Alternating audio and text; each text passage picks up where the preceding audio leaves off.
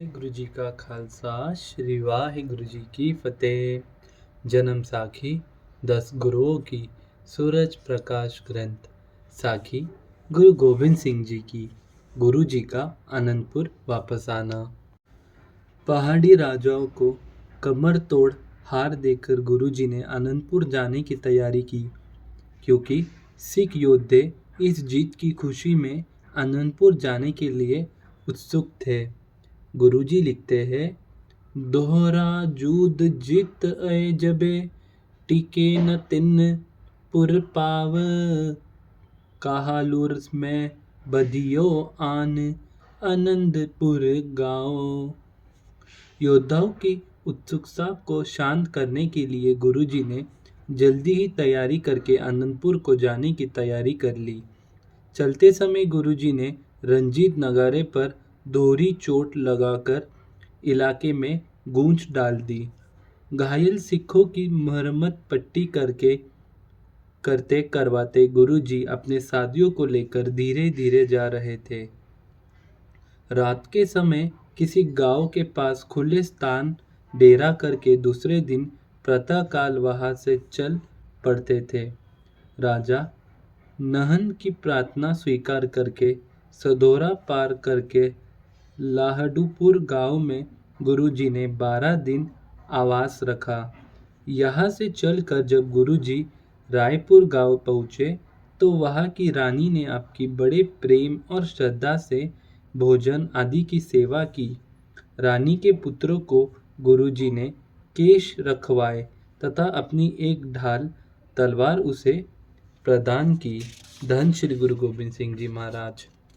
यहाँ से चलकर गुरुजी कीरतपुर पहुँच गए। यहाँ आप जी ने बाबा सूरजमल के पुत्रों गुलाब राय और श्याम सिंहों को खुशी बख्शी और दूसरे दिन यहाँ से चलकर आनंदपुर पहुँच गए। आप जी का आना सुनकर आनंदपुर के लोग ने बहुत खुशी मनाई और दीपमाला की। नवमी गुरुजी के देहरू यहाँ आपके शीश का संस्कार किया गया था।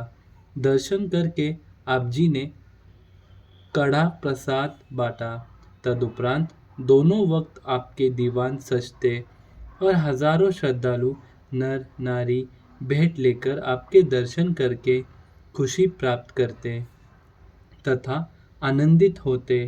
इस तरह आनंदपुर में नित्य प्रति उत्सव लगा रहता तथा हर तरफ रौनक तथा आनंद मंगलमय होने लगा। धन श्री गुरु गोविंद सिंह जी महाराज। गुरु जी ने किला बनवाना। दशम गुरु जी ने नीति को ध्यान में रखकर अपने नगर आनंदपुर पर अपने आप को पहाड़ी राजाओं से सुरक्षित रखने के लिए फौजी दंग का एक बड़ा किला बनाने के लिए बहुत से कारीगर तथा सिख संगत को हुक्म दे दिया। सिख संगत ने बड़े उत्साह से काम करके किला कुछ महीनों में ही तैयार कर दिया।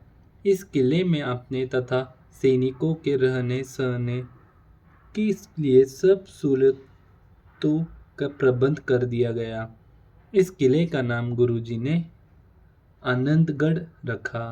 धन श्री गुरु गोविंद सिंह जी महाराज। भीमचंद ने गुरुजी के पास वजीर भेजना।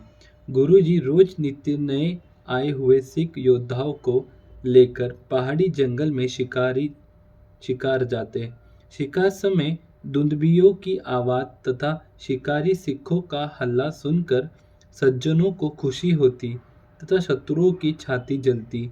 गुरुजी की नित्य नई चढ़ती कला तथा सिख योद्धाओं के इकट्ठे की खबर सुनकर राजा भीमचंद बड़ी चिंता में रहता। एक दिन उसने अपने वजीर को बुलाकर कहा कि गुरुजी से लड़ाई करनी अच्छी नहीं है, परंतु इनके रोज रोज के कर्तव्य से हमारी प्रजा बड़ी भयभीत और दुखी हो गई है। इसका कोई उपाय हमें सोचना चाहिए। वजीर ने कहा, गुरुजी से झगड़ा करने में सुख नहीं है, इनसे मेल करना ही अच्छा है। यह पीरों के पीर है।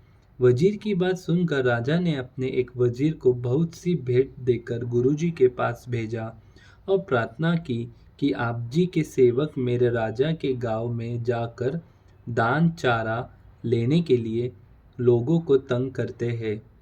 आप मेरी पिछली गलती को क्षमा कर दो तथा आगे से मेल मिलाप की नीति को धारण करते हुए अपने सिखों को समझा दो कि मेरी प्रजा के लोगों को तंग ना करे। गुरुजी ने कहा, हे वजीर, हम अपने सिखों के मनोरंजन के लिए शिकार को जाते हैं। हम तुम्हारे राज्य से कोई द्वेष नहीं। उसको कहो निश्चिंत होकर अपने देश का राज्य करे तथा प्रजा को सुखी रखे। फिर वजीर ने कहा, महाराज, राजा भीमचंद तुम्हें मिलना चाहते हैं। यदि आज्ञा दो तो दर्शन के लिए उपस्थित हो जाए। गुरुजी ने कहा, यदि वह अशून्य होकर मिलना चाहे तो हम कभी भी उससे मिलने को तैयार है। धन श्री गुरु गोबिंद सिंह जी महाराज। वाहिगुरु जी का खालसा, श्री वाहिगुरु जी की फतेह।